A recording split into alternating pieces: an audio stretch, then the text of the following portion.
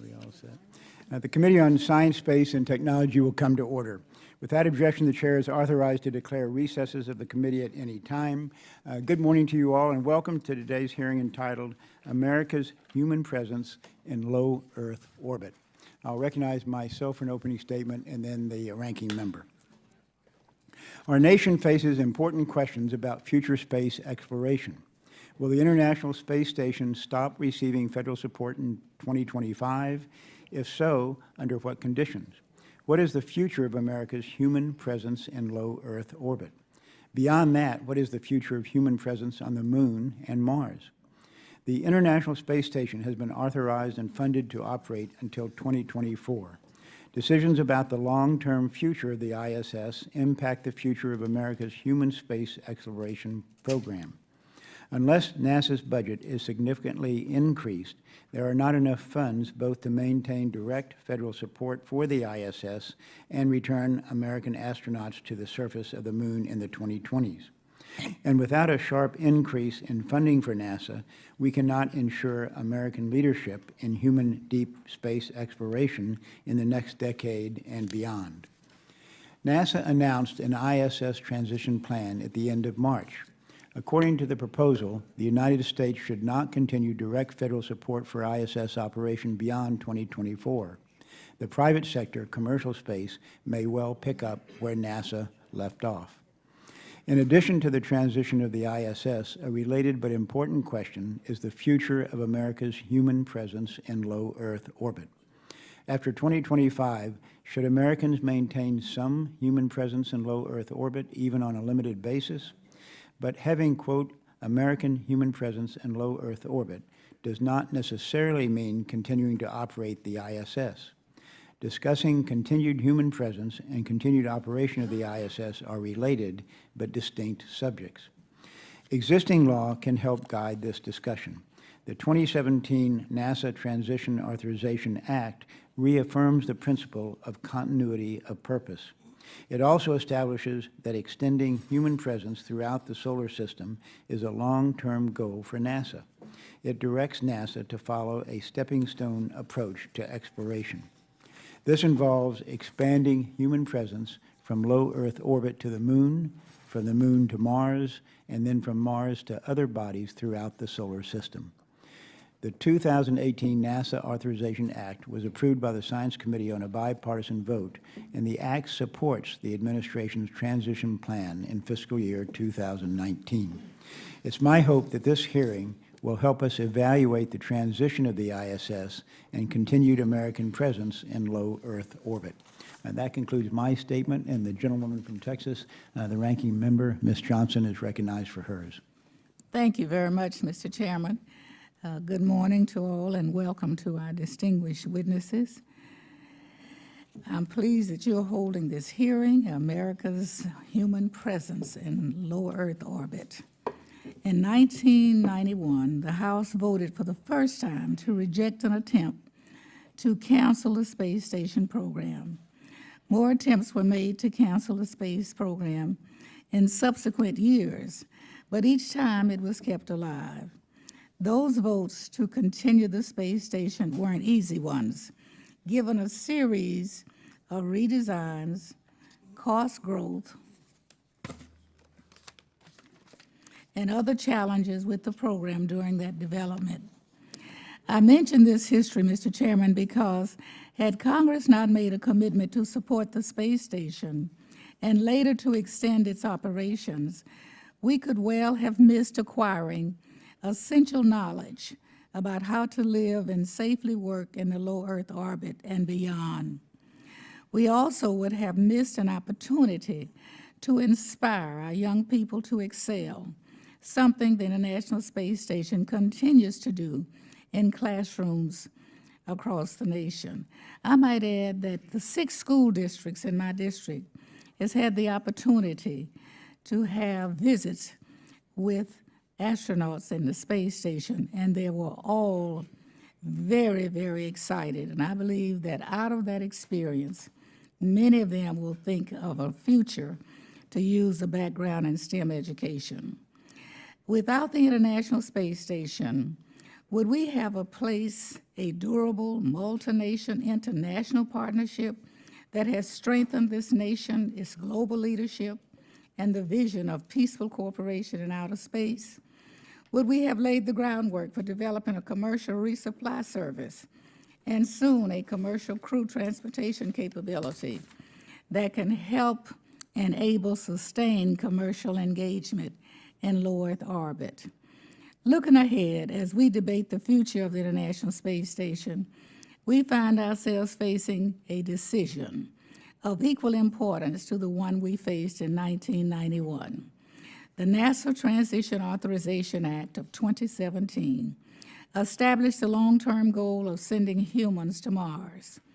We know that such a multi-decadal understanding will be challenging and expensive, and achieving it will be even more challenging if we are also continuing to support the estimated $3 to $3 billion annual cost of keeping the International Space Station operating. At the same time, the space station supports important research and engineering activities, both public and private, and provides a stepping stone for exploration. For that reason, the Transition Act also called for an International Space Station transition plan to establish an orderly process by which alternative orbital platforms may be considered and potentially brought on as replacements for the International Space Station. Although we only recently received the plan, the administration decided in its fiscal year 2019 budget request to propose ending direct federal funding of the International Space Station in 2025. This is a bold proposal and one that raises a lot of questions.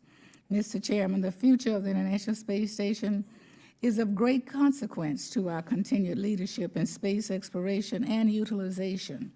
Decisions as to its funding should not be made lightly, not without sufficient information and debate. As members of the Science Committee, we need to roll up our sleeves, ask the right questions, and focus on the core issues needing our attention. In that regard, I hope this morning's hearing will shed light on, 1, the cost of conducting research on the space station versus alternative model platform, whether the commercial market will be ready to support a purely commercial space station in 2025 without direct U.S. government funding, or if not, what level of government funding would be needed. 3, whether a national laboratory in low Earth orbit should be continued following the end of the space station operations, and for the conditions and resources that would be needed to transition basic and applied biological and physical sciences research to a commercial or non-governmental platform. In closing, Mr. Chairman, there's a lot we need to examine as we contemplate the future of the International Space Station. I hope this morning's discussion is just the first of a series of hearings so that committee members will have the chance to ask questions to the other International Space Station stakeholders who are not represented today. We will need that information if we are to move forward with a thoughtful and constructive NASA authorization bill. Thank you, and I yield back. Thank you, Ms. Johnson. And the chairman of the Space Subcommittee, the gentleman from Texas, Mr. Babin, is recognized. Thank you, Mr. Chairman. The International Space Station, or the ISS, is the crown jewel of America's human spaceflight program. As a representative of Johnson Space Center in Houston, I am proud of the leadership role that Johnson has with the ISS and American human space exploration in general. I'm keenly aware of the importance of the International Space Station to the hard-working professionals at JSC. For them, the ISS is more than just a program of record. It is part of their being. This is why I take, with the utmost seriousness, the questions our committee must address on the future of the ISS and America's human spaceflight program. The Trump administration is a very strong advocate for human space exploration, and I support the administration's renewed focus. I agree in broad terms with the human exploration plans the administration has outlined. I appreciate the administration's invitation to discuss and mature plans for our civil space exploration program, including the ISS. However, we as a Congress have a responsibility to think through the issues on our own and reach our own conclusions, which is why that we are here today. I believe that doing exploration right means that anywhere we establish a human presence in space, we must fulfill two main objectives. First, we must make that presence sustainable. Second, we must use that presence as a jumping-off point to extend our reach even further. This discussion, along with maintaining continuity of purpose, are key themes in the 2018 NASA Authorization Act, recently passed out of this committee on a bipartisan vote. Section 202 of the Act on the ISS transition reflects a balance. It provides authority and guidance to the administration to carry out the initial steps of its ISS transition plans, but does so on a limited basis. It explicitly limits authorization to carry out the initial exploratory steps of the administration's plan to fiscal year 2019. Section 202 of the 2018 NASA Authorization Act is good policy that provides a strong foundation for Congress and the nation as we take our very next steps with the ISS and America's future human presence in LEO. 4 criteria that we may consider for evaluating success of an ISS transition. First, the United States must preserve its global leadership in space, and this means preserving our international partnerships as we continue forward. Second, our presence in LEO should support our journey to the moon and beyond.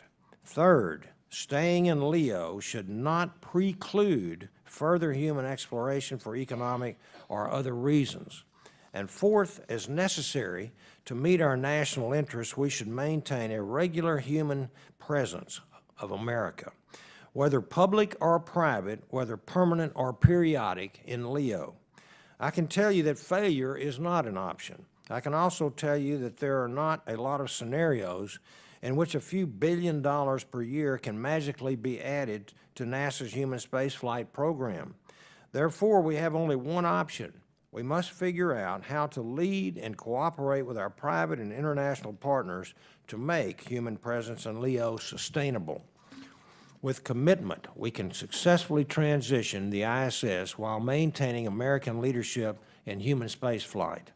In closing, I am proud that America has led and will continue to lead the human exploration of the cosmos. I will do everything in my power as chairman of the subcommittee to support NASA and American leadership in human space exploration.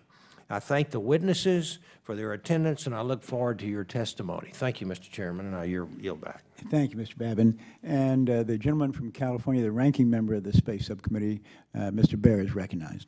Thank you, Mr. Chairman, and thank you to the ranking member. Obviously, this is an incredibly important conversation that we're having in terms of what the transition plan is, and I look forward to the testimony of the witnesses. There's broad consensus and agreement both from the administration and from Congress that as a stretch mission, we're looking at human exploration and travel to Mars, as my colleague from Colorado would say, by 2033. And I think that is a good goal to set because, again, much as we did in the age of the Apollo missions, we didn't know how we were going to go to the moon, let alone how we were going to come back, but we set a goal. We put resources towards that goal. We worked towards it, and we accomplished it. And now we are setting a stretch goal to get to Mars, again, by 2033.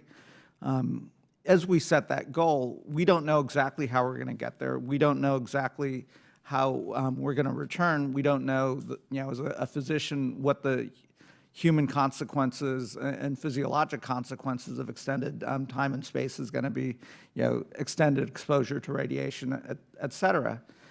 to address these issues, we have to have a lab. Again, I'm going to approach this as an academic and, as a physician, to look at these issues. In addition, we don't know the technologies, et cetera. And again, we have to have some venue by which we can, do these experiments and learn those technologies that allow us to go deeper into space. And in that sense, the ISS, since its completion in 2011, has given us a very unique asset by which to experiment, not just for our desire to go deeper into space. We've also been able to use the ISS as a unique laboratory to help us improve life on Earth, whether it's biomedical discoveries, whether it's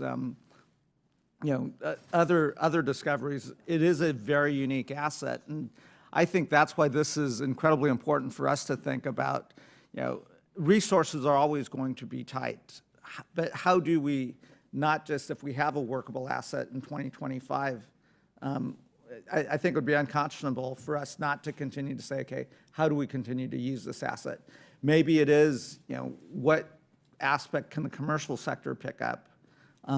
What aspect can the international community pick up? But clearly there's a role for NASA as well, and unique capabilities that only NASA can provide. And again, I'm glad that we are taking up this conversation at this point in 2018, and we're not having this conversation in 2023.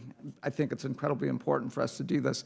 I'll also just add, one other component. A company that I had a chance to visit when I was down at NASA Ames to talk about why this is important was a company called Made in Space that is working on the NASA Ames facility, looking at 3D printing.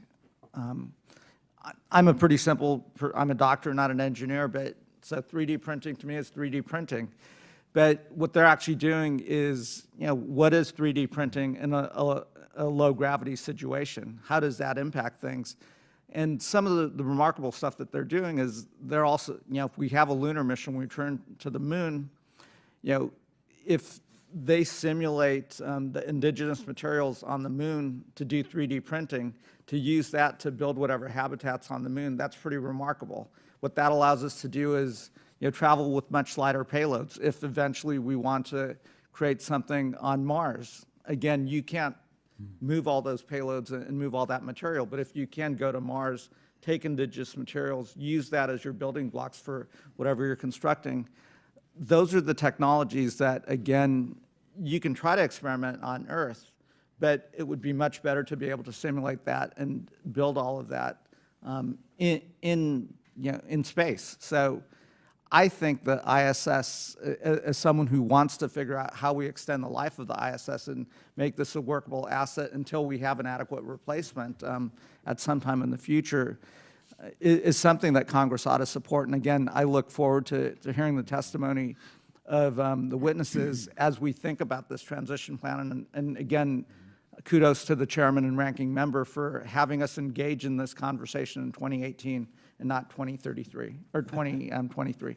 Thank you. We'll be in Mars in 2033. Thank you, Mr. Baer.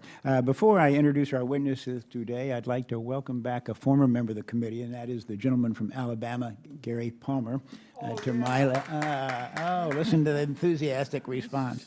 Gary was a member of the committee from 2015 to 2017, took a brief leave of absence, but he's returned to the fold, and so we welcome him back to the committee. I might also say, and I'll introduce her at our next hearing, she wasn't able to come today, that Debbie Lasko, the new member from Arizona, is also a member of the Science Committee, and we'll introduce her at the proper time. But Representative Palmer, welcome back to the Science Committee. Our first witness today is Mr. William Gerstenmaier, Associate Administrator of the Human Exploration and Operations Mission Directorate at NASA. He provides strategic direction for all aspects of NASA's human exploration of space and programmatic direction for the continued operation and utilization of the ISS. Mr. Gerstenmaier began his NASA career in 1977 performing aeronautical research and has managed NASA's human spaceflight portfolio since 2011. He received a Bachelor's of Science in Aeronautical Engineering from Purdue University and a Master's of Science in Mechanical Engineering from the University of Toledo. Our second witness today is Dr. Bhavya Lal, research scientist at the Science and Technology Policy Institute at the Institute for Defense Analysis. STPI was established by Congress to support the White House Office of Science and Technology Policy and other executive agencies. At STPI, Dr. Lal leads analysis of space technology, strategy, and policy for OSTP and the National Space Council, NASA, FAA, and other space-oriented federal agencies and departments. Dr. Lal holds a Bachelor's of Science and a Master's of Science in Nuclear Engineering from MIT, a second Master's of Science from MIT's Technology and Policy Program, and a PhD in Public Policy and Public Administration from George Washington University. Our third witness is Dr. Elizabeth R. Cantwell, CEO of the Arizona State University Research Enterprise and Professor of Practice in the School for Engineering of Matter, Transport, and Energy. Dr. Cantwell is responsible for leading the creation, management, and capture of large-scale, externally funded programs and projects that advance the university's research enterprise. Dr. Cantwell earned a Bachelor's of Arts in Human Behavior from the University of Chicago and a Master's of Business Administration from the University of Pennsylvania's Wharton School. She also earned her PhD in Mechanical Engineering from the University of California, Berkeley. We welcome you all, look forward to your testimony, and Mr. Gerstenmaier will begin with you. Thank you very much for allowing me to participate in this important hearing on America's human presence in low Earth orbit. The ISS has accomplished amazing things and transformed the way that we see human spaceflight. Crews have lived continuously on the ISS for almost 18 years. The ISS has enabled groundbreaking research that has benefited all of us. The ISS has helped NASA prepare for deep space missions. The ISS has allowed us to maintain a leadership role in international spaceflight. This International Space Station Partnership has developed voluntary standards, such as the International Docking Standard, that could transform spaceflight for decades to come. These standards will allow anyone to be part of spaceflight by simply designing to these standards. The cooperation of the ISS partners is absolutely amazing and serves as an example of a diverse community working together for common goals. Lastly, the ISS has enabled innovative U.S. companies to reinvent the launch industry. Further, crew private sector development, crew transportation systems with the aid of NASA are about ready to go fly. With all these amazing accomplishments from the ISS, it is only fitting that we take time to seriously plan for the transition of ISS and low Earth orbit. NASA is preparing to secure the nation's long-term presence in low Earth orbit by partnering with industry to develop commercial orbital platforms and capabilities that the private sector and NASA can utilize after the cessation of direct U.S. federal funding for ISS by 2025. To be clear, NASA is not abandoning low Earth orbit.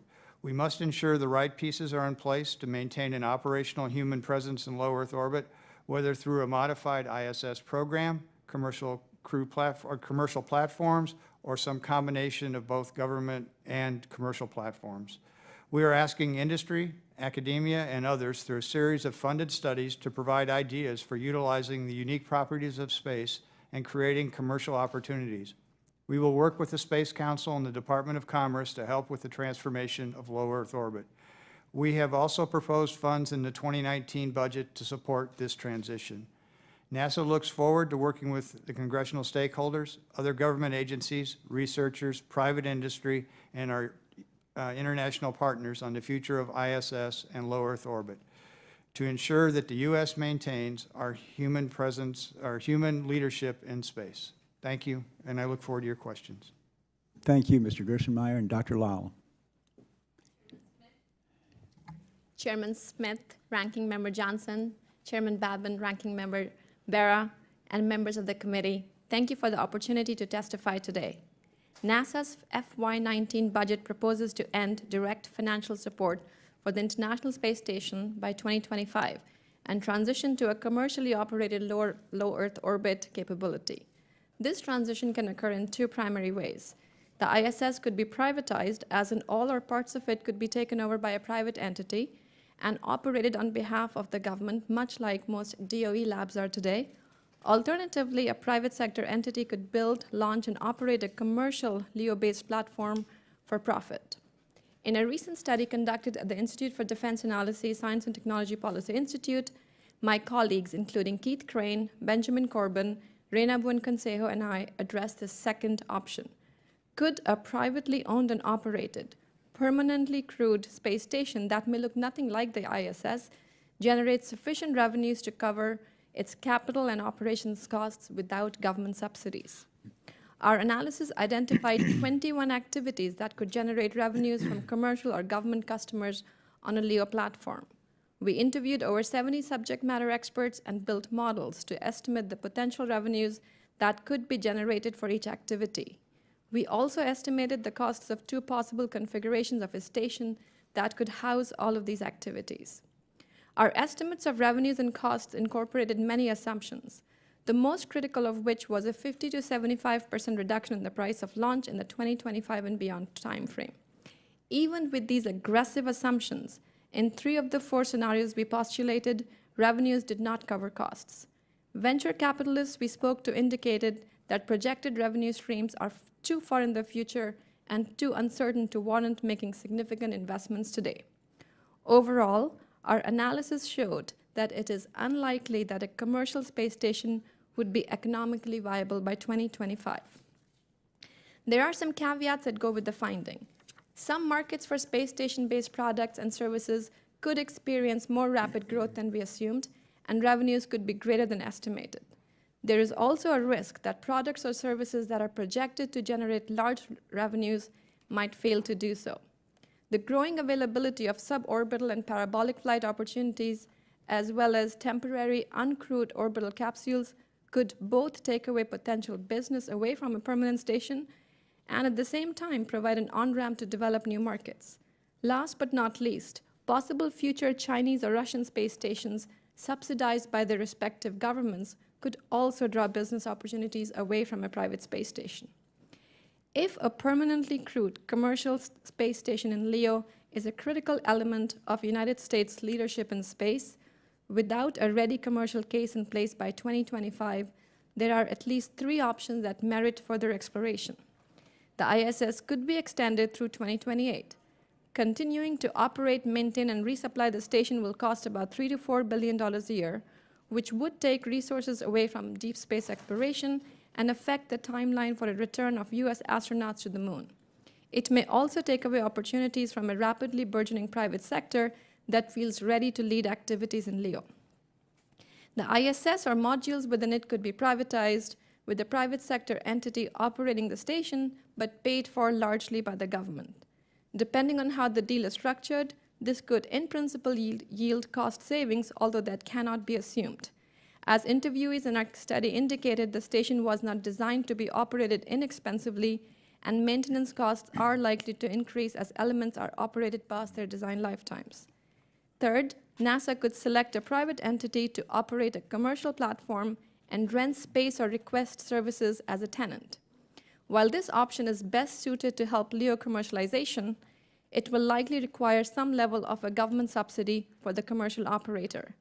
In our analysis, an annualized payment of about $2 billion could cover the cost of the platform, even in the case of 0 revenues.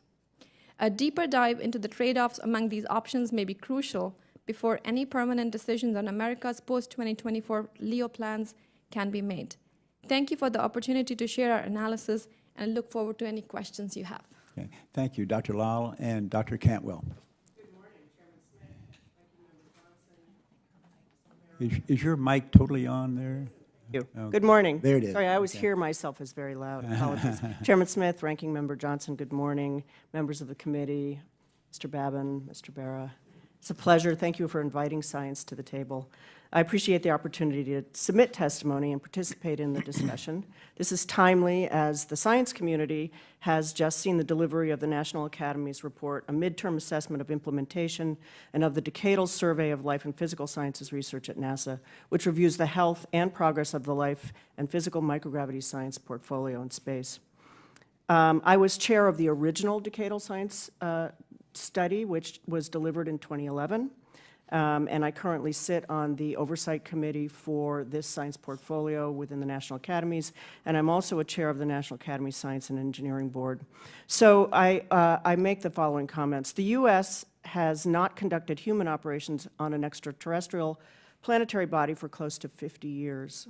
The opportunity to do this again and to have a meaningful life in physical sciences research program that enhances our ability to go back to the lunar surface and even further is frankly thrilling. The committee has heard a lot over the years about how the NASA-funded portfolio of life and physical sciences and microgravity has enabled our exploration missions, brought value to our lives on Earth, and delivered entirely new discoveries that have yielded new thinking for space and terrestrial efforts. Today, I'll discuss the implications of a potential shift to private sector platform providers as part of an increasingly privatized LEO ecosystem, and how this might be part of a continuing and successful microgravity sciences program if properly incentivized. The ISS is now a fully functioning science laboratory. It has a well-trained crew that understand the conduct of science. NASA has invested millions in building world-class research hardware assets. We should not waste these assets. It's additionally true that some microgravity and human spaceflight-related studies may well be suited for platforms other than the International Space Station, particularly if other long-duration platforms are available. Understanding the full cost of research asset investment, especially in the context of potential new costing and pricing paradigms that could be created during a transition from NASA-funded International Space Station to some of the options that Dr. Lal talked about, should be developed for NASA-supported science and technology in LEO, and should enable a range of space platforms, analogs, and even ground-based facilities. So far, it is almost always the case for discovery science and for unique mission-focused investigations, as NASA's exploration mission needs are. There is no commercial pull for the microgravity research portfolio. If NASA intends to purchase ISS or long-term LEO capabilities, what is now important is that microgravity exploration research be part of a coherent transition plan, a plan that understands that business models for research are not the same as those driving commercial interests, and a plan that recognizes the different perspectives on incentives for research. This could prevent unanticipated and, frankly, unrecoverable gaps in research capacity, and I particularly focus on the development of STEM workforce associated with those capacities. Finally, ISS research has not yet completely addressed the highest priorities of our decadal studies. The mid-decadal, which was published just recently, categorically finds that long-term microgravity studies are still lacking. Quoting from that study, with the totality of human exploration experience beyond LEO restricted to the Apollo era and the limited number of long-duration experiments conducted to date on the International Space Station, the need for microgravity and radiation space science is as strong now as ever. For exploration missions beyond LEO, we still need to better understand and better mitigate the long-term effects of spaceflight environments on both the biological and physical systems involved in extended missions in deep space and enabling operations and human performance without resupply on timescales measured in years. There is absolutely a need for integrated long-duration experimentation well beyond 2024. As stakeholder conversations are developed regarding this ISS transition process, we feel it's critical to include our research community, especially as decisions about new commercial pricing structures are made. Thank you very much for the opportunity. Thank you, Dr. Cantwell. Let me recognize myself for questions and start off by addressing one to all of you all. And the question is this, and I hope you'll be very specific in your answer, and that is, what should we do about the ISS after 2024? But let me set this up and frame the question in a larger way. You've got NASA's budget at $20 billion, about 0.5% of our federal budget. We spend about $3.5 billion a year on the International Space Station. We cannot have a lunar mission. We cannot continue our exploration in the deep space unless we significantly increase that budget, which we should not presume that we are able to do. Therefore, we have to make some tough decisions. We cannot have it all. Federal funding is not unlimited. I know the administration is looking towards on the transition that the United States would be more of a customer than an operator. But if that is still going to cost us upwards of $2 billion, that's not much of a saving. That's not going to get us back to the moon. It's not going to get us elsewhere. So what do you think we should do about the International Space Station after 2024? And Mr. Gerstenmaier, let's start with you. Okay, I think as we've kind of discussed earlier, and you can see in the transition report, we see the need for a continued activity in low Earth orbit for an extended period of time. I think, as we heard from some of the other witnesses here, that there's a need for a continuous presence to do research. We're not done in low Earth orbit. It enables what we need to do in deep space. Some of the systems that we're going to be using to go beyond the Earth-Moon system or used in the vicinity of the Moon, those absolutely need to be tested on space. Okay, what is our continuing presence in low Earth orbit going to cost us? Again, I think that's what we need to start really working very hard now to go look at these models that were described earlier. We need to take serious steps forward.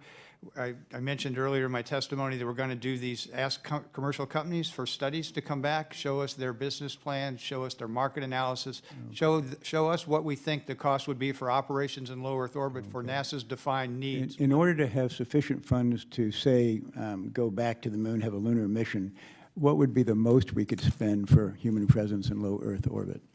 Again, I think you could see what we're able to do today with Deep Space Gateway and those activities.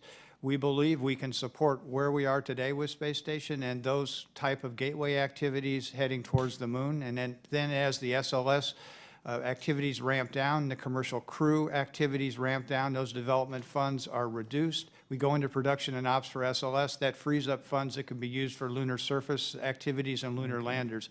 So I believe roughly at the budget we have now, with some consideration for inflation and economic growth, we can support a low Earth orbit program reduced somewhat, and also a lunar activity program. Okay, and again, you're not willing to put a cost on the low Earth orbit human presence? I can't give you a specific value. I think what we need to do is see what comes from industry, see what's reasonable, and then do the balance, the budget analysis. My frustration is, it seems to me that we're continuing to think we can do it all, but we're not willing to put a cost on anything. That's just the frustration. Dr. Lal. The Chairman Smith, as you said, a presence in low Earth orbit is not the same as having an ISS, and we absolutely need to do everything we can to see if there's a way for us to be in LEO without, it costing $3 to $4 billion a year.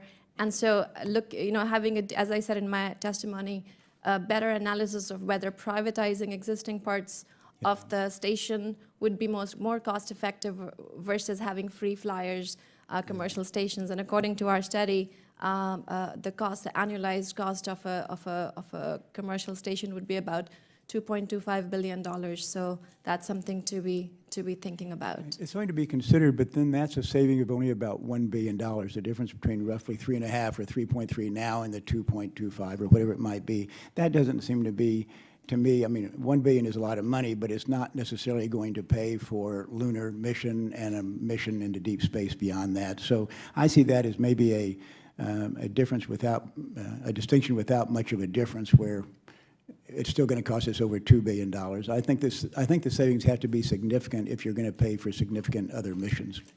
But do you want to respond to that? So, I mean, I was talking about the cost. There's also potential revenues, which could be between $450 million to $1.2 billion. Again, we are talking 10 years out, and predictions are hard.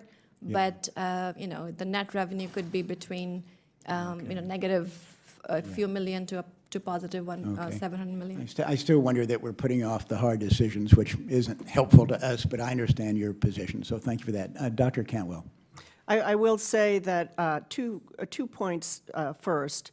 The science portion of the budget is minuscule, and the science community is relatively agnostic as to what platform is used to conduct the science. So we have two real challenges. One is, right now, the International Space Station is the only platform to which the U.S. science community has access for long-term studies.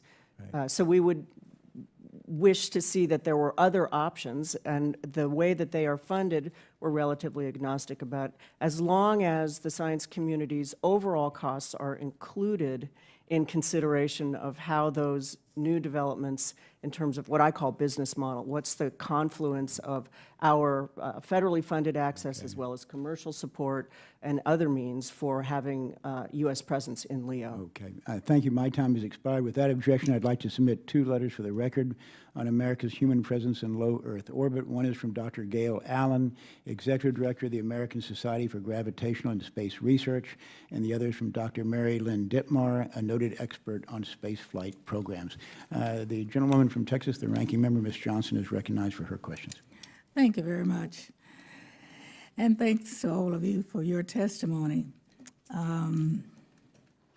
As I mentioned in my opening statement, we now have an international space station transition plan that Congress mandated and NASA delivered. While the plan, as it is called, lays out several issues, it raises even more questions that need to be answered. To start with, the administration is proposing to end direct U.S. financial support for the space station in 2025.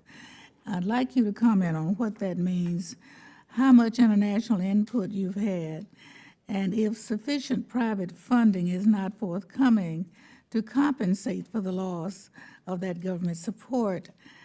Does the administration plan to deorbit the ISS? And will the administration decide to keep the financial support going, and if so, how much longer? This is not just a U.S. decision, or it shouldn't be because it's an international contract.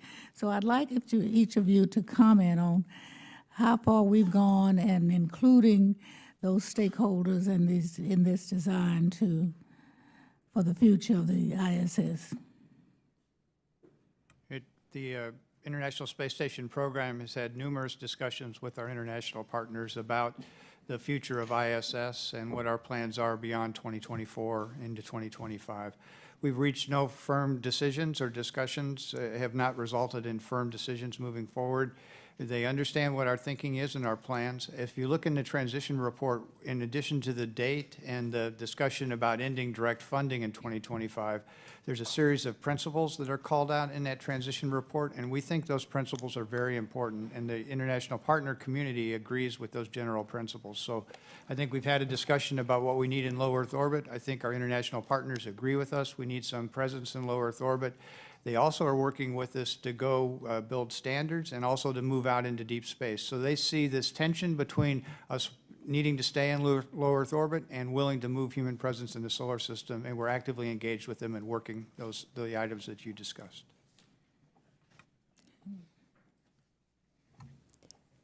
I guess my only comment to your question would be the last time the space station was extended in 2014 from 2020 to 2024, it wasn't clear at all if all the partners were going to join us in extending the station, and it is certainly not clear now if they would be willing to extend, given that they all have plans to partner with us on deep space and lunar exploration plans. And that is something that's an important consideration, given that some percent of the O&M budget of the station is paid for by the international partners. So their considerations are very important in this decision going forward. Just one comment. The science community is relatively inherently international and shares science assets on the space station. So the biggest comment I would have, the concern of the community, is that if a transition point was selected and held as a matter of course, that we experience a gap in capacity to conduct, that continuity, science continuity is not available, both for funded science that trains people as well as the conduct of experiments. Okay. What would a private company, what would make the private company interested in picking up a $3 billion annual cost of supplying, operating, and maintaining a part of the U.S. Portion of the expense for the space station? Have you had any private companies express that interest? Yeah, Ken, I think we're starting to see on board Space Station today interest in private companies in utilizing the unique properties of space for potential revenue-generating activities. There's been discussed some manufacturing things earlier, and those look like they may have promise. We've seen some pharmaceutical interest, et cetera. So there's some beginning small interest in utilizing space for these companies to generate some revenue. I think we have to be careful when we think about what we continue in low Earth orbit after the space station. We can't probably continue a facility as large as the space station. It took us a tremendous amount of time to build this space station. I think we'll end up with much smaller space stations. Transportation costs are critical, as been discussed in these by the other members here. So we need to reduce those costs. But I think we can get the operating costs down, and there's potential that we could get some cost sharing in this time frame. Whether they could take the full cost burden, I don't think so. But there could be some initial things that help lower the burden, and even a small savings helps us advance what we want to do in deep space. Thank you. My time has expired, but I want, if you'll send me the answer to this question of the private commercial companies who've expressed an interest in taking up the U.S.'s responsibility. If you'll just mail that to me, I'd appreciate it. Okay, we can do that, and we've officially requested that through this NASA research announcement, or will be requesting it through a NASA research announcement for studies. We'll provide you a list of all the potential providers to that, or response to that. Thank you, Ms. Johnson. The gentleman from California, Mr. Rohrabacher, is recognized. We're spending $3 billion a year. How much are our partners spending? Probably $1 billion to $2 billion collectively across all the partnerships. And could you list those partners for us, please? It would be Canada, Russia, Japan, and then the European Space Agency. So the total cost is more like $4.5 to $5 billion a year rather than $3 billion a year. Yes. Right. So this is, and after a certain number of years, now we're talking about what, 7 and 8 years from now, we have this big chunk of metal up there, and something has to be done with it, and there's no way that we can just turn this over to anyone and say, well, that's a $4.5 billion expenditure that you can assume the payments at this point, because what's being done can't generate that kind of revenue. Is that correct? Again, today's studies and today's analysis don't show that that revenue can be generated. I'm sorry, I didn't hear that. Today's analysis shows that that can't be generated. And Right. maybe So we have other things we want to do in space. Are we just simply saying today, and Mr. Chairman, are we simply saying today that this has been, I mean, I was here, I remember, don't want to brag, but I think it was my vote in this committee that was the pivotal vote that moved the project forward all those years ago. So we just say, those of us who are here and have been involved in this project, well, it was worthwhile, it's run its course, time to leave it behind. Is that what we're talking about? I mean, this is precisely why the administration took the position that it did. We think now is the time to start looking at what options are available to us, see what we can get from the private sector, see what they can do, ask them for their ideas. Are there smaller instantiation of space station? Could they use a piece of space station to satisfy their needs and leverage and build an economy in low Earth orbit? Now is the time to start that planning, so in the next 7 years, we have an approach and we can understand what the residual costs we still need to carry on our side and what can be covered by the private sector and how it can meet our needs. So I think the reason we took the position we did in the transition report and set the date of 2025 was essentially to begin a serious discussion to make sure that we are ready to transition low Earth orbit in some entity to a sustainable thing that meets all the objectives and gives us the benefit out of low Earth orbit that we absolutely need for deep space. And now is the time to work that. I think we have enough time in front of us. We'll ask the private sector to get creative and innovative and help us figure out what to go do. We know the major drivers and cost in the model, and we can turn that over to the private sector and see if they can come up with ways to address some of those costs and reduce them, and see where we end up in the next seven years or so. Either of you have a comment on that? I guess I would just like to say that when folks talk about commercial stations, they're not talking about something as big as ISS. You know, the commercial stations that we learned about in our study were a third the size of the ISS, more like the Skylab. They were a 20th the mass of the ISS. And with those kind of platforms, it is feasible to generate adequate revenues that with, you know, some amount of, government payment that they could be commercially viable, but not ISS sized. Very quick comment. In the science community, what we've seen over the last 6 years is what I will characterize as the CASIS experiment. And it has absolutely yielded an increasing level of understanding and knowledge about how some components of the ISS capacity can be attractive to commercial entities. So I would point to two things. One is it takes a little time, and the other is that we do have the capacity to begin to look at these things from, I won't call them experiments, but we can query the commercial sector and get good answers. Let me just note that this project, it's been an interesting project to follow all the way through as I have. If it indicates one thing, that we have learned how to construct big projects in space, which could well serve humankind in the future. And I believe that we have lots of challenges that we need. I've been trying to always remind people that we could see an asteroid heading toward the Earth, and we need to be able to deflect something like that threat. Or there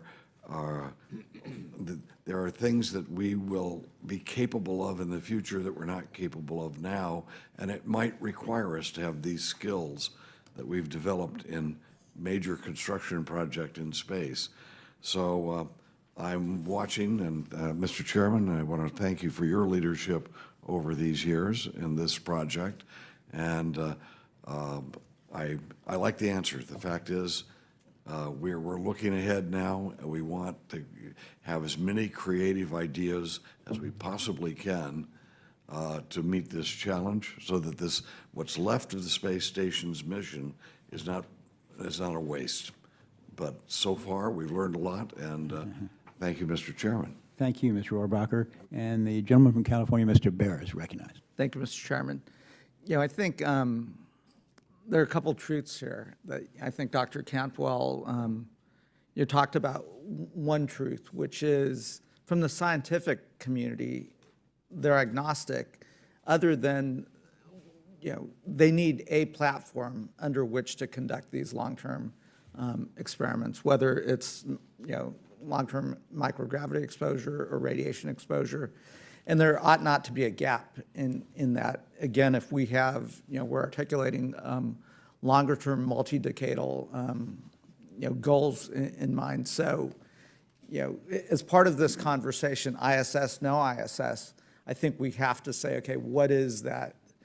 What is that replacement that allows us to continue from a scientific research and discovery perspective, these longer-term studies?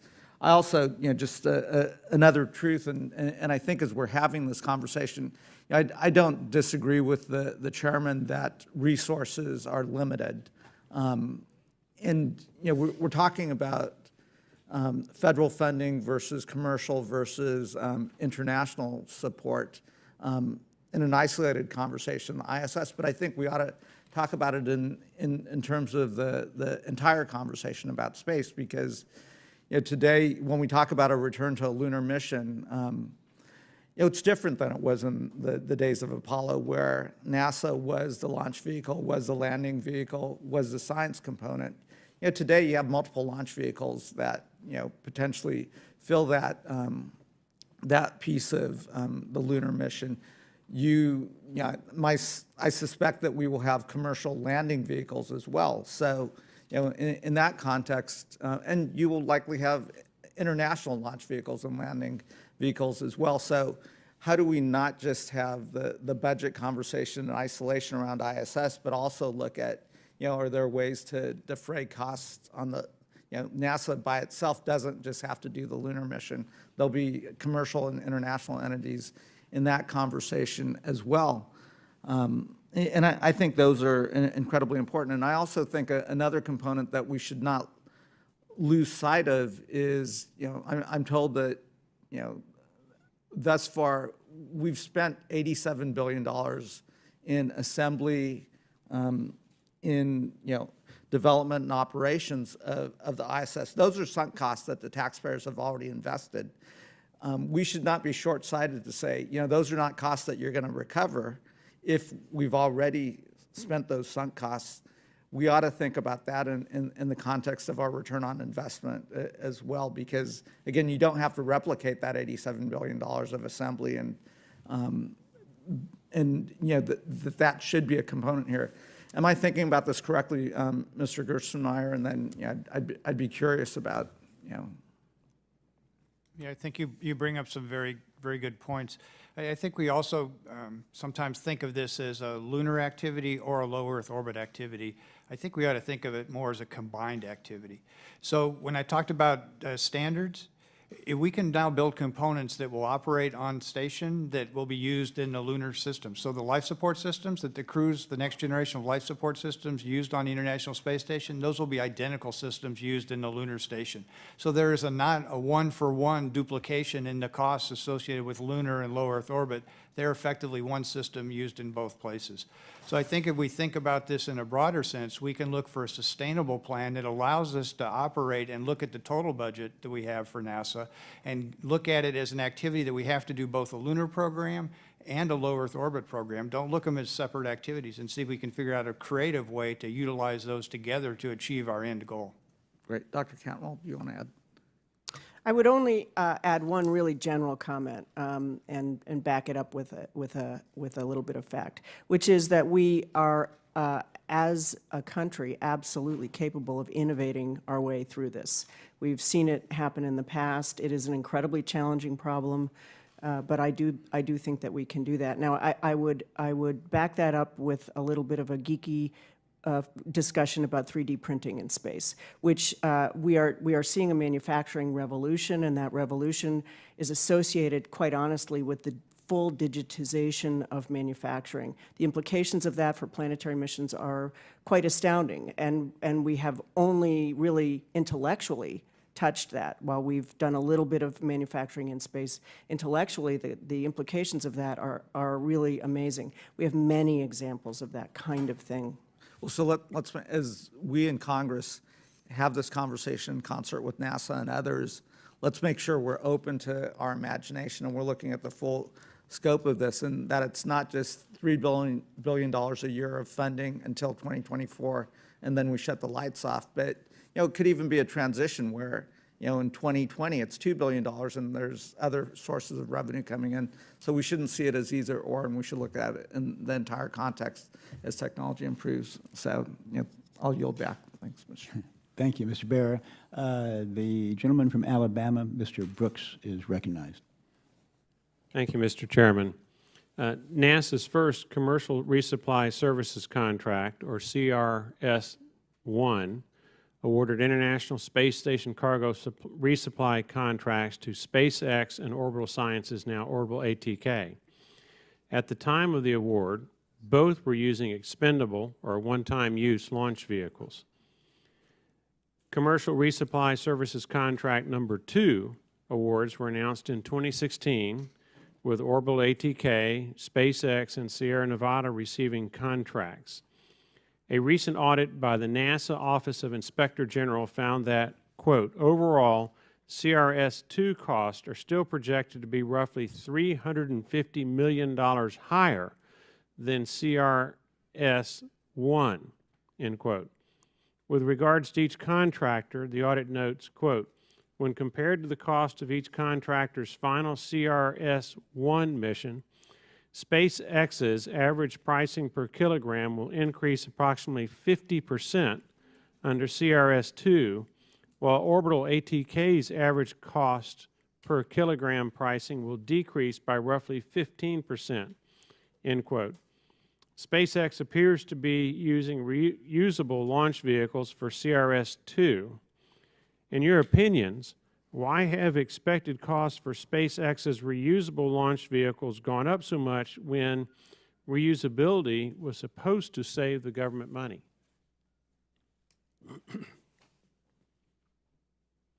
Again, I think what you're seeing here is kind of market forces at work. When the original CRS-1 contracts were bid, I'm not sure the contractors really knew what it cost to launch a cargo to space. In fact, there were no rockets available to do that task. So they gave us a proposal, we accepted that proposal, and they delivered on that proposal. Then in the second round, they have a better understanding of what those costs are, and we see some of those costs coming back. From a government standpoint, we look at that, we look at price reasonableness. We got good value and good reasonableness. I think what it shows us is there's a strong tool on the government side, and that's competition. If we can set ourselves up in the future for future contracts and other activities where there's good competition, then that allows us to put some pressure on the commercial sector and the private sector to lower costs and still give us the services we need moving forward. So I think we're learning through this process of how to interact and how to contract and get our activities in place.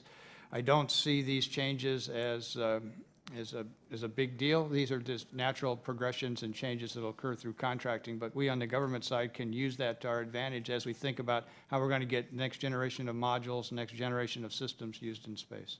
Mr. Gerstenmaier, if I understood you correctly then, it's your belief that the price increases for SpaceX were more market force driven as opposed to the use of reusable launch vehicles versus one-time use launch vehicles. That's my opinion, yes. Dr. Cantwell, based on your interactions with industry, how do you foresee the odds of a commercially viable human presence in low Earth orbit absent any government support doing? Caveat, the science community would be the place where you would not seek expert opinion on the commercial approach. We have, on the committees that I've served, queried mostly new space companies over the last 3 or 4 years, seeing this transition coming. And what we find, I will just say that what we find is a unique willingness to work with the science community to find ways as we progress and innovate these new business models to accommodate science.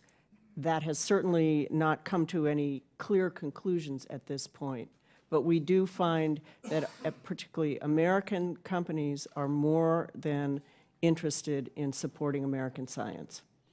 Mr. Gerstenmaier, as I understand it, the inclination of the International Space Station limits its use for staging, assembly, or logistics for further human deep space exploration. Would a future human presence in low Earth orbit in a different orbit create new useful options for an American human presence in low Earth orbit, or is there no relationship regardless of the inclination? The inclination directly affects the amount of mass you can take to orbit, but once you overcome that, the ability to go from a 51.6 degree inclination to the moon and other activities, or 28.5, is not that radically different going from those orbits outward. But there is a small impact of the launch mass impact going to the higher inclination orbit. So I don't see inclination as a big driver. It takes away some of your performance for the initial launch, but in the big scheme of things, either inclination can be workable. We've been able to work very well in the 51.6 degree inclination. Thank you, Mr. Gerstenmaier and Dr. Cantwell. And Mr. Chairman, I yield back. Thank you for those questions. Now I'll recognize the gentlewoman from Hawaii, Ms. Hanabusa. Thank you, Mr. Chairman. Dr. Cantwell, in reading your testimony, I was struck by certain things, and let me explain. You seem to have a concern about how we're going to start to transition. You even used references to research and how we go from where we are now, basically LEO type of situation, into deep space. In particular, what I was struck by is it looked like the whole space station issue started like in the mid-1980s, and there's negotiations going on, and you finally have human inhabitants by the year 2000. And you seem to say in your testimony that right now, we are finally now, I think it's the exact words that you use, in a fully functioning laboratory with a well-trained crew that understands the conduct of science. So my concern is, as we transition from what we have now to deep space kind of exploration, how long do you think we're going to get them? How long will it take for us to get there, from what you seem to have a great concern about, if I'm reading you correctly? So I always characterize my remarks not so much as concern, but as pointing to those capacities that are necessary for science to be conducted, and the general flag waving that says, please don't forget that the science community needs certain things. It is a small piece of the budget, but needs certain things in order to do the work that would allow us to, for instance, successfully go back to the moon and on to Mars.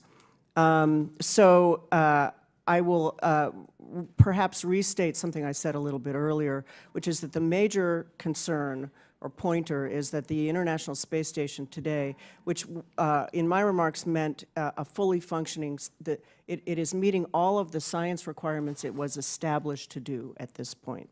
And that is a relatively recent fact. All of the science assets have been brought up and emplaced, and the science that has been thought about for many years can be conducted now. And this is true in just really in the last asset was probably, Mr. Gerstenmaier can help better than I am, but in the last couple of years. So we have an asset that can now do the long duration studies.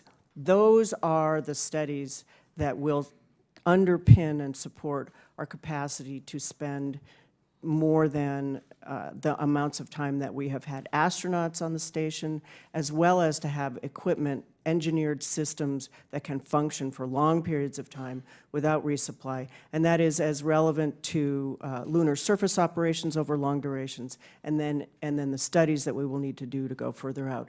Just as a point of reference, we could imagine doing long-term studies in a lunar gateway type of platform, but it would cost us a lot more to get those studies out there and bring them back for reinvestigation. One of the statements you made, I think this was in response to Congressman Bera's questioning, you said that basically you have faith that as a country we can innovate our way through all of this. I think those were your exact words. And I guess what I'm reading in all the testimonies, especially in yours, is that, you know, it's as a country, we're no longer seem to be talking about space in terms of the United States or Russia or any one country. We seem to have gone past that, and we are talking about science in a global or international way, whichever you want to talk about it. And this whole space exploration is also taking on that kind of, I guess, cooperation in order for us to succeed. It seems to be inherent in how we have evolved. Now, in light of that, and you may not be, I'm pretty sure you're going to respond to me that scientists are not the ones to respond to this, but given that, how is it, given the temperature of our relationships, because this is based on how countries are getting along, how do you see that affecting the conclusion that you seem to arrive at, which is that we can innovate our way through all of this? So let me start with the conclusion, because I have been party over my career, now a pretty long career, to innovation through difficult federal pricing challenges, all the way to I now work at what by any stretch would be characterized as an incredibly innovative university with regard to the conduct of higher education, another grand challenge for the United States. But the fact is that innovation is a mindset as much as anything else. We have the intellectual capacity in the U.S., and we have, frankly, we have the dollars in the U.S. It is a mindset. So I will say what you expected me to say, but I think the reason that the science community is so international and global is that the science community is driven by the marketplace of ideas. We, you know, by curiosity, by discovery, and by the delivery of that curiosity and those discovery principles into things that matter. Typically, those really aren't defined by national boundaries. Thank you. My time is up. So Thank you, Mr. Chairman.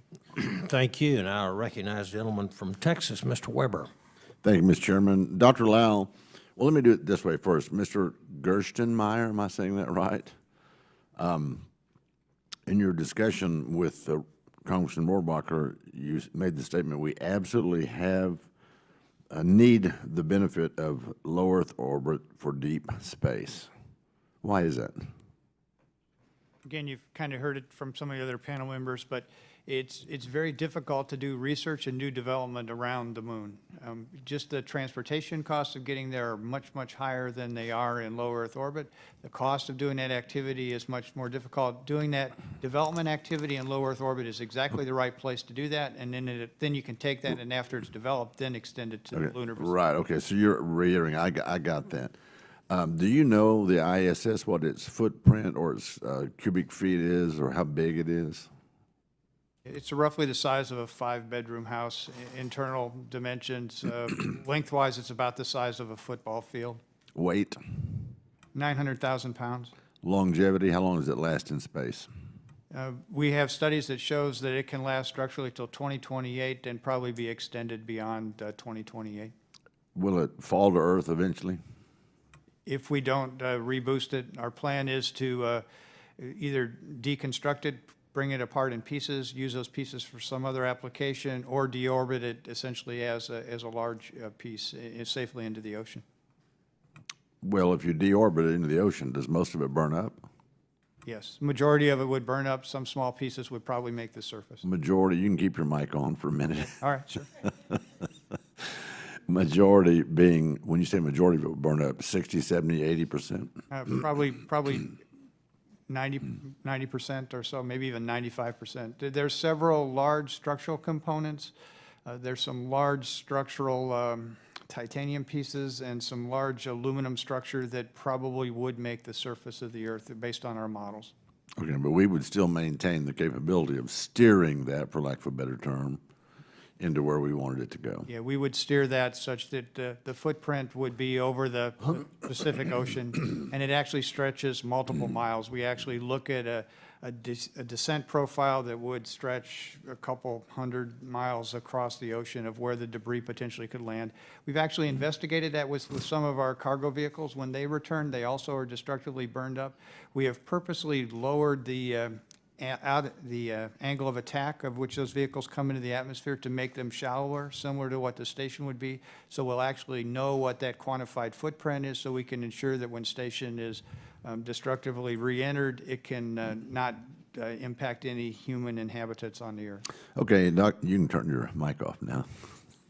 Dr. Lal, would you say your report essentially ruled out the idea of a commercial space station and that we should definitely pursue privatization?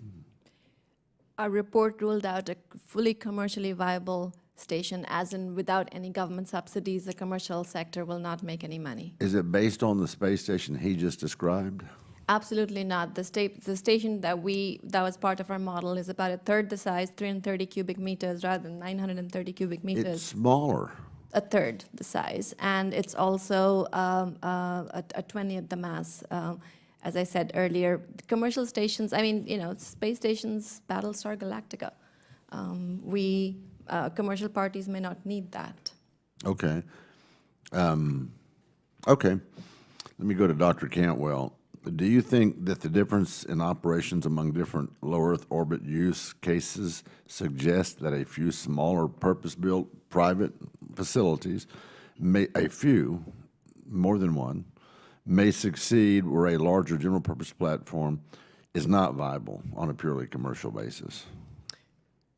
I'll attempt to answer that more as an engineer, if you Sure. will go with that. There are operational requirements which could be met by a small number or even a large number of alternative platforms.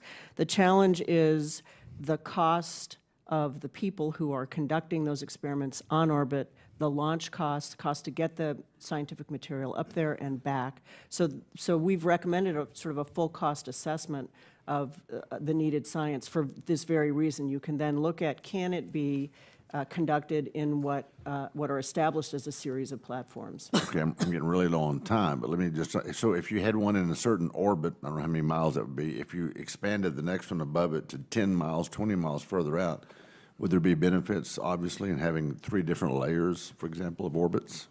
There could be for certain science. I would say that, again, the massive driver for all of this from the science perspective for human exploration missions is the duration of time in microgravity that studies can be conducted and the radiation environment. So there would be a difference if you went high enough in the radiation. Are you able to quantify that, the difference in radiation and the difference? I don't know that we've actually looked at it specifically from that perspective, but the mid-decadal study does characterize the radiation studies that are needed. Okay, thank you, Mr. Chairman. I yield back. Sir, thank you. I now recognize the gentleman from Florida, Mr. Christ. Thank you, Mr. Chairman, and thanks to our witnesses for being here today. I was governor of Florida in the years leading up to the retirement of the Space Shuttle. I remember the apprehension with which many throughout our state viewed the end of that program. As it turns out, that apprehension was in fact warranted. Not only did the loss of the shuttle depress Florida's economy, but it hurt the families who worked on the shuttle as well as those who worked in industries supported by the program like tourism. Thankfully, Florida's blessed with the talent to innovate in challenging circumstances, and now we have a thriving commercial space industry to fill that void. However, much like the shuttle, I'm sure there will be job losses or realignments as a result of the decommissioning of the space station. Mr. Gerstenmaier, what is NASA's plan for those workers and their families who will be affected by the transition? Will there be a workforce transition plan for them? And if so, when can we expect to see one? Again, I think as we've discussed in our transition report, we have some principles laid out for what the physical facility would be in space.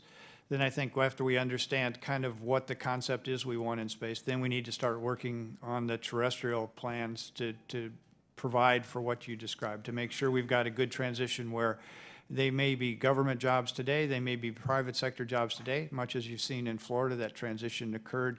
I think we could do a better and smoother job of that on the ground, and so we can plan for that. Same thing as we move into deep space, some of the detailed engineering, some of the hard sciences, there's going to be a new demand for new students, new engineers in those areas, and we can start bringing those online. So we need to do a phased-in transition and don't do just a stop and then wait and then figure out what the plan is moving forward. So we will do that next step of transition planning after I believe we lay out kind of our general concept of how we want to do exploration.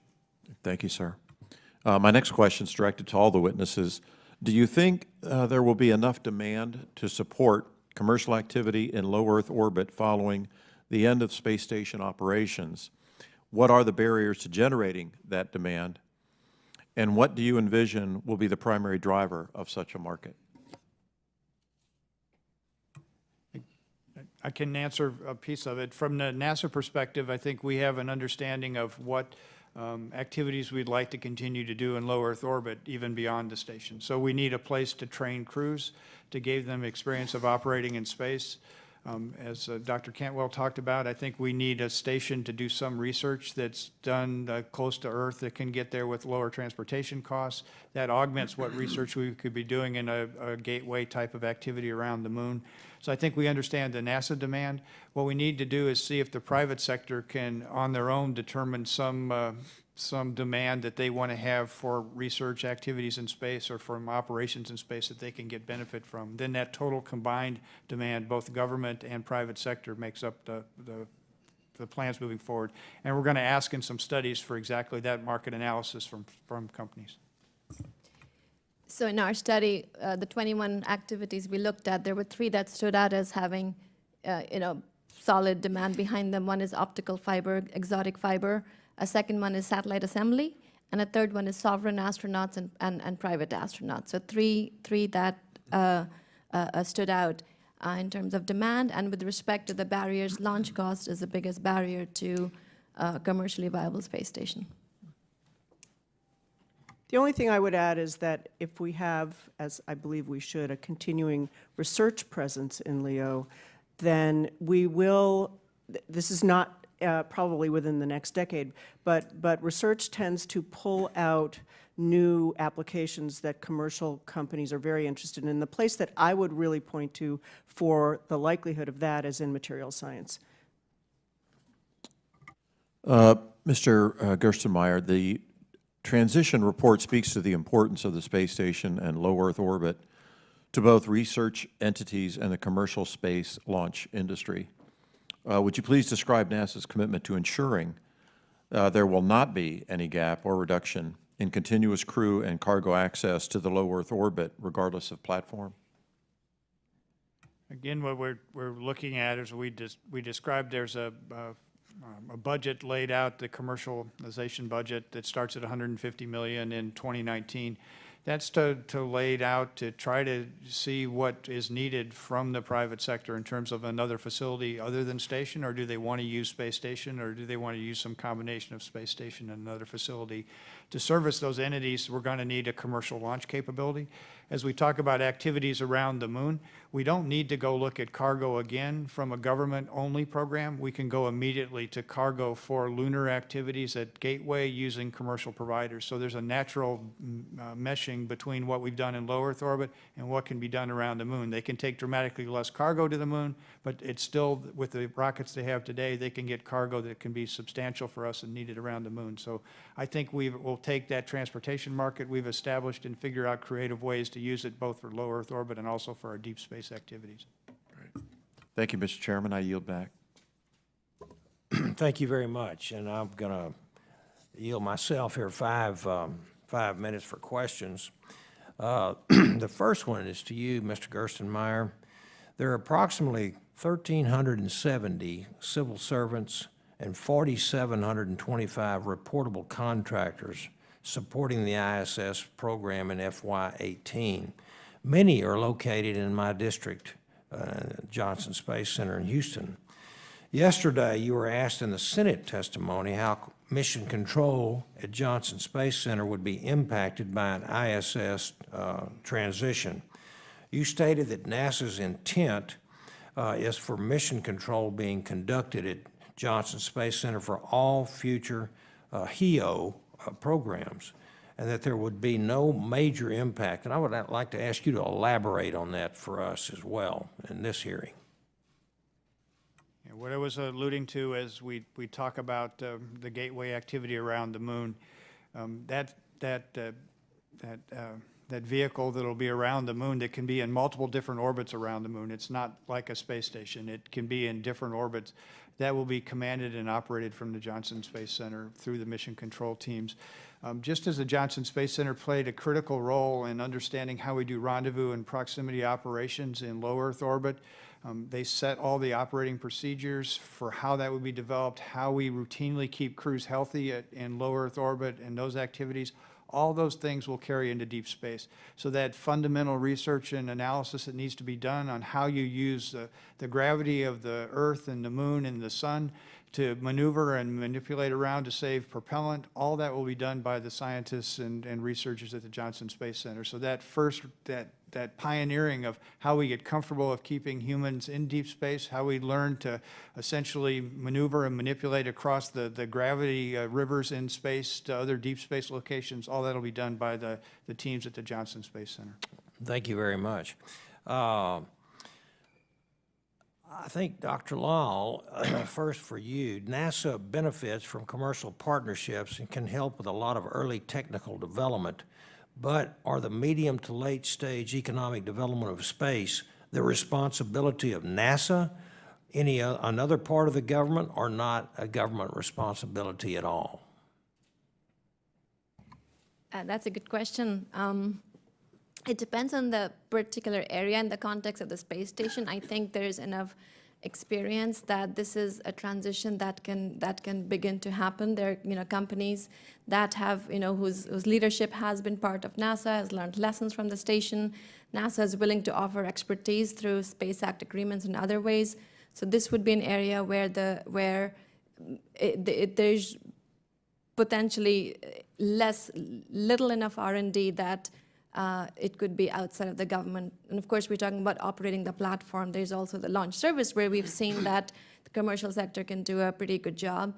And on the user base, again, NASA is working on developing R&D, users of R&D in commercial areas or even universities where things can move forward without government support. Okay, thank you. And then, this is for all of you, should the United States commit to maintaining a human presence, commit to it, whether public, private, whether permanent or periodic in low Earth orbit? Mr. Gerstenmaier, you first. I think there's Yes a or need, no? I think there's a need for us to stay in low Earth orbit as we go beyond low Earth orbit. So again, I think as you described fairly clearly at the beginning, it's not an either-or situation. I think we need to do both, and we need to figure out a way to accomplish both. Okay. Well, let me follow up with you while you've got the mic. If the United States doesn't maintain a presence in light of Chinese plans for a LEO space station as early as 2022, are we ceding U.S. leadership? Again, I think we can still maintain leadership in the deep space activities. There would be some potential damage if we relied on another entity for operations in low Earth orbit. Okay. And then I'll tell you what, I'll go to Dr. Cantwell next, and then if I have time, Dr. Lal.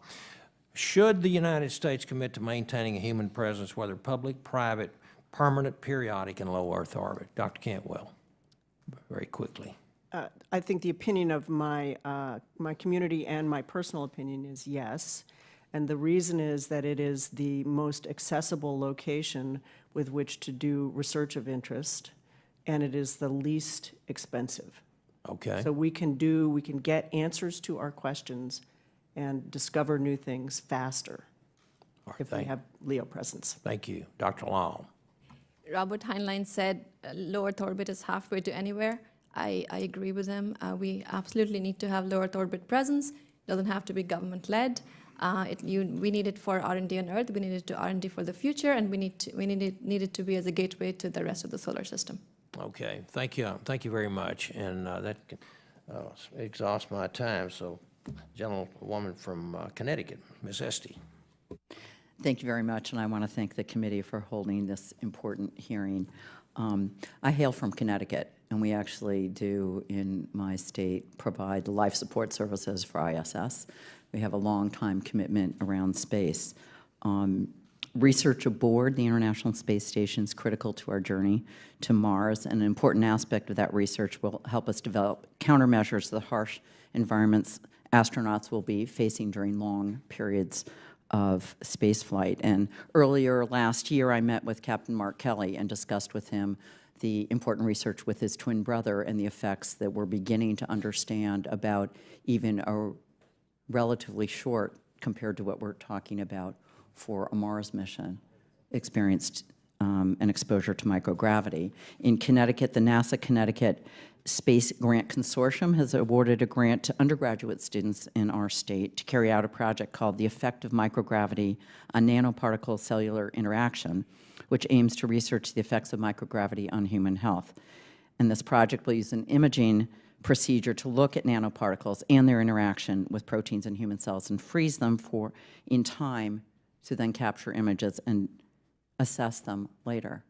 Now, a lot of us are concerned about what's happening about the wind down of ISS. And really, Mr. Gerstenmaier, for you first, will the essential ISS research and development needed to enable deep space, human space exploration have been accomplished by 2025? And is NASA equipped to stay on track to complete a checklist of countermeasures on microgravity in that time period? Our current timelines show that we can complete the majority of activities by 2025. There's not much margin in activities. And then also, I think there could potentially is a need for some continued research for long duration periods, even beyond the 2025 timeframe. Do you have thoughts of how we're going to achieve that? Because once we don't have ISS, we don't have any good mechanism for studying that. Again, I think as we've discussed in this hearing, we look for commercial platforms that can be an avenue to go take a look in those investigations. We also have a need to understand some things needed to go beyond the Earth-Moon system. So the gateway that we talk about, another facility around the moon, we think that also has application now to look at some animal models for the radiation environment around the moon, et cetera, that will help us understand what the environment is and countermeasures for that period. So I think we have a continued need for research activities in space. Well, I think it's going to be very important for Congress and this committee to be kept apprised of that timetable. And that's part of our concern, frankly, when we had the NASA reauthorization without having even reviewed the report about how that transition is going to go from the end of ISS. A number of us are part of the newly formed Planetary Caucus in Congress, and we met last week and interacted with stakeholders and experience groups. And one of the issues they raised was the important and often under-attended to aspect of cooperation between nations that's occurred because of ISS. Something that there is absolutely no, as far as I can tell, any indication that that is likely to happen as part of commercial endeavors. Would any of you care to talk about that as we are one sole planet? As somebody mentioned last week, we have no planet B. So part of the value of ISS, it seems to me, has been the importance of having scientists working across countries, which are not always friendly on all other terms, but maintaining that level of human space exploration, human exploration. And if any of you would care to comment on that, because that's one of those pieces, again, not clearly in the jurisdiction of this committee, but clearly in the importance and interest of the American people and this government, and part of the planning, frankly. If we're winding down ISS, how are we going to be dealing with inter-country cooperation on this incredibly important human endeavor? Again, I think the space station has shown us that we can work together as an international community despite government challenges between us. And I think the challenge of human spaceflight, the challenge of putting humans in space and keeping them alive and keeping them safe draws us together and allows us to work together as a community that probably can't be accomplished in any other way. And the ISS partnership is tremendously strong. It has built international standards for new hardware and new equipment, which will allow any country, no matter how small they are, to build new hardware for deep space activities. We've also worked with the international community for the Orion service module. That's the system that propels the Orion in deep space. That's being built by the European Space Agency. We put them in a critical path for our human activities. So you're already seeing us start to carry forward on the ISS experience into deep space. And I think, as was discussed earlier here in this hearing, that any future activities in deep space will be an international activity, and that's only because Station has shown that that's a viable way of cooperating and working together. I do think the concern, though, is if we don't have something in the interim, ISS drops out, we don't yet have the longer-term projects, and then we're left in the interim with commercial space, individual countries moving forward, and I think that's an under-attended to issue. I know my time has expired, but that's something we haven't really been talking about and was really present with longtime partners last week saying this doesn't get discussed enough about the importance for the standards, but frankly for this being a human endeavor that we engage in together. Thank you very much. I appreciate the chairman's indulgence. Thank you. Now I'll call on a gentleman from Louisiana, Mr. Higgins. Thank you, Mr. Chairman. Panel members, thank you for appearing before us today. The human presence in the low Earth orbit is crucial as we advance exploration to the moon and beyond. And I'm concerned about the way monies are invested in low Earth orbit research. My research indicates that roughly 60% of the total operating cost for the International Space Station is transportation to and from the station. Dr. Cantwell, is that true? I think I might, I am probably not the best person to ask about transportation costs, but I believe Dr. Lal has actually looked at this in her study. So, I mean, today, NASA, the ISS budget, I think $1 billion is operational and management, and 1.7 is transportation, crew, and cargo. So, yeah, sounds about right. All right, so the need for research is crucial as we look to the future for human presence in space, lunar orbit, lunar surface, Mars exploration, et cetera. And a great deal of this research can be conducted for those missions to be successful in low Earth orbit. And our goal as this body and this committee is to encourage the dollars to be invested in actual research, and what can we do to decrease the expense of transportation to and from the research, which absorbs so much of the dollars. NASA is not currently confident that private sector capabilities have matured enough to satisfy NASA's needs and requirements for low Earth orbit operations. Is that true, Dr. Cantwell? Again, this is what we heard from Mr. Gerstenmaier a little bit earlier today. I would say this is the concern of the science community, and it is not a concern in the sense that our hair is on fire. It is a concern that as we look at the multiplicity of options for reducing the costs to the U.S. government of launch and carrying things to and from whatever LEO objects we have, that the science community is part and parcel of those considerations. So what steps should NASA and private industry take to reduce these costs to ensure the efficient commercial use of the ISS or whatever next generation low Earth orbit program is government-funded program, manifest after in the post-ISS era? What steps can we take that we're not doing right now? Anyone?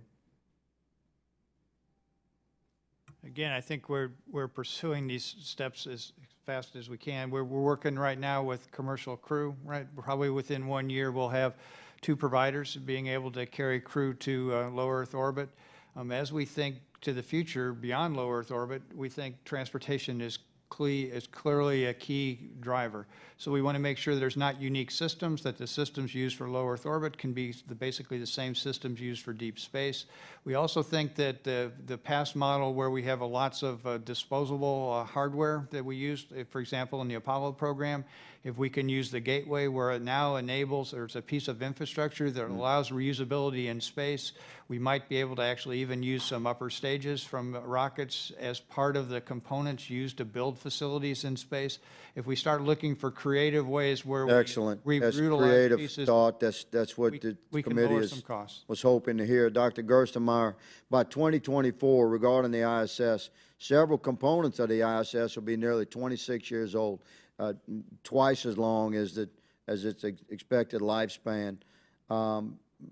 Should NASA and other U.S. commercial entities remain on the current ISS under a modified program, what safety concerns do you have regarding the aging components of the ISS, and what measures should be taken by either NASA or private industry to ensure continued safe operation?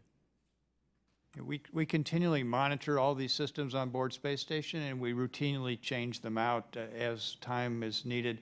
We've upgraded all the computer systems on board Space Station. As recently as yesterday, we did a spacewalk. And what we did with that spacewalk is we located some pump packages in a region where they can now be changed by robotic activities on station. So if one of these pump systems goes down or breaks, we don't have to do an emergency spacewalk with crews. These are now positioned in a location where we can replace that pump that failed robotically from the ground and restore full functionality of stations. So the teams are continually looking forward to figure out ways they can lower the risk, understanding that components may break and they may fail. We'll have replacement components on board. We'll have staffing or spares available to go replace those components as needed and upgrade as needed. Thank you for your very thorough answer. Mr. Chairman, my time has expired. I yield. Yes, sir. Thank you. And this concludes our hearing today. I want to thank each and every one of you excellent witnesses. We really appreciate it. And the great questions from our members up here. The record will remain open for 2 weeks for additional written comments and written questions from members. So with that, this hearing is adjourned.